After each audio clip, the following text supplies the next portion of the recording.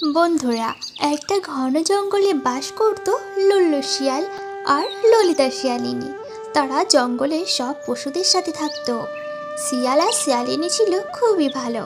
তাদের জীবনে একটাই দুঃখ, তাদের কোনো সন্তান ছিল না।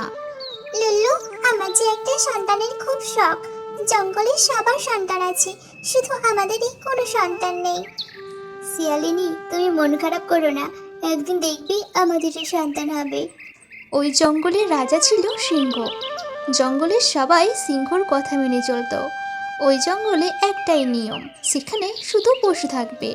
কোনো বাইরের পাখি বা অন্য কোনো প্রাণী চলে এলে তাকে ওই জঙ্গল ছাড়তে হবে। এমনভাবেই তাদের জীবন কাটছিল। লুল্লু, ঘরে তো আর কোনো খাবার নেই, কি রান্না করব? তুমি একটু অপেক্ষা করো শিয়ালিনী, আমি জঙ্গল থেকে খাবার নিয়ে আসছি। এই বলে লুল্লু শিয়াল জঙ্গলের দিকে চলে যায়, আর যেতে যেতে জঙ্গলের শেষ প্রান্তে পৌঁছে যায়। এত দূর তো চলে এলাম, এখনো তো কোনো খাবার পেলাম না। যাই আর একটু গিয়ে দেখি। এর কিছুটা দূরে যেতে লুল্লু দেখে একটা টুনি পাখি পড়ে আছে, আর তার পাশে একটা ছোট্ট ছানা আছে। শিয়ালকে দেখে টুনি পাখি খুব ভয় পেয়ে যায়। দয়া করো শিয়াল ভাই, আমার এই ছোট্ট ছানাকে খেও না। না, আমি খাবো না। কিন্তু তোমার কি হয়েছে? আমাকে একটা শিকারি আঘাত করেছে, আমি আর বাঁচবো না। এই ছানার কি হবে আমি তাও জানি না। এসব কথা বলতে বলতেই টুনি পাখিটা ওখানেই মারা যায়।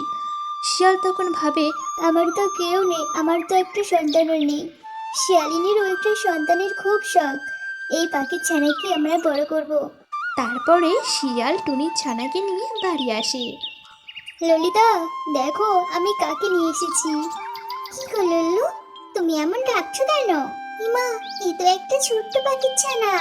হ্যাঁ ললিতা, এই ছানার মা বাবা কেউ নেই। আমরা একে নিজের সন্তানের মতো করে বড় করে তুলবো। তারপরে ললিতা আর লুল্লু শিয়াল টুনির ছানাকে সন্তানের মতো বড় করতে থাকে। তাদের জীবন এভাবেই কাটছিল। এইদিকে সিংহ মহারাজের কাছে তার দূত বাদর খবর নিয়ে যায়। শিয়ালের ঘরে টুনির ছানা আছে? কি বলিস রে বাদর? শিয়ালের ঘরে পাখির ছানা? এখনই গিয়ে দেখতে হয়, চল। তারপরে সিংহ শিয়ালের বাড়ি আসে। লুল্লু শিয়াল, এই লুল্লু শিয়াল। মহারাজ, আসুন ভিতরে আসুন।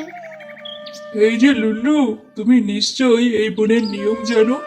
তার সত্ত্বেও পাখির ছানাকে নিয়ে তোমরা ঘরে রেখেছো।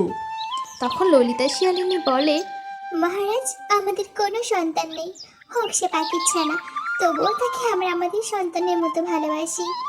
শোনো ললিতা, এই বনে থাকতে গেলে হয় পাখির ছানাকে এখান থেকে সরিয়ে দিতে হবে, না হলে তোমাদের এই জঙ্গল ছাড়তে হবে। তখন ললিতা আর লুল্লু সিদ্ধান্ত নেয় তারা এই জঙ্গল ছেড়ে চলে যাবে। মহারাজ, আমরা কিছুতেই এই ছানাকে আমাদের থেকে আলাদা করতে পারবো না, তাই আমরা এই পাখির ছানাকে নিয়ে অন্য জঙ্গলে চলে যাচ্ছি। এই বলে লুল্লু শিয়াল আর ললিতা শিয়ালিনী টুনির ছানাকে নিয়ে জঙ্গল ছেড়ে অন্য জঙ্গলে চলে যায়, আর সেখানে গিয়ে নতুন করে ঘর বানায় আর খুব হাসি খুশিতে দিন কাটায়।